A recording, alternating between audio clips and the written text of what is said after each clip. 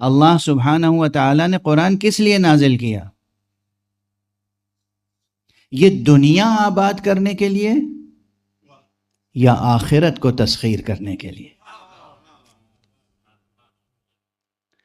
اگر انسان طلب آخرت رکھتا ہے تو سب حقیقتیں سمجھ میں آتی چلی جائیں گی.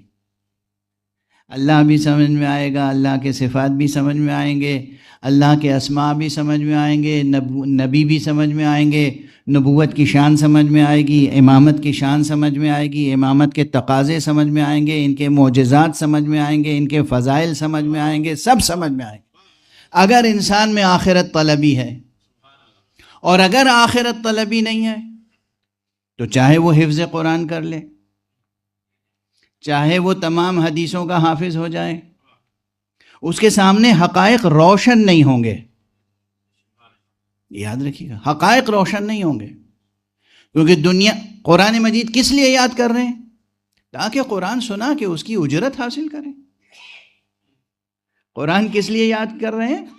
تاکہ تراویح پڑھا کے اجرت حاصل کریں، نماز مسجد میں پڑھا کے تنخواہ لیں.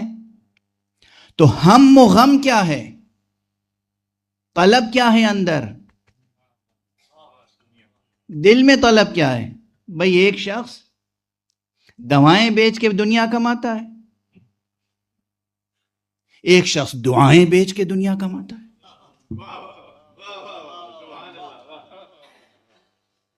ہیں؟ ایک شخص دوائیں بیچ کے دنیا کما رہا ہے، دوسرا شخص دعائیں بیچ کے کما کیا رہا ہے؟ دنیا. دونوں کا مقصد ایک ہے تو دونوں کی سطح بھی ایک ہی رہے گی. اگر واقعاً خدا طلبی اور آخرت طلبی ہے تو کیفیت کچھ اور ہوگی. اگر آخرت طلبی ہے، طلب دل میں سچی اگر آخرت کی ہے، بہشت کی ہے، خدا کی ہے، رضا خدا کی ہے، تو ایک بسم اللہ میں دل کے تالے کھل جاتے ہیں.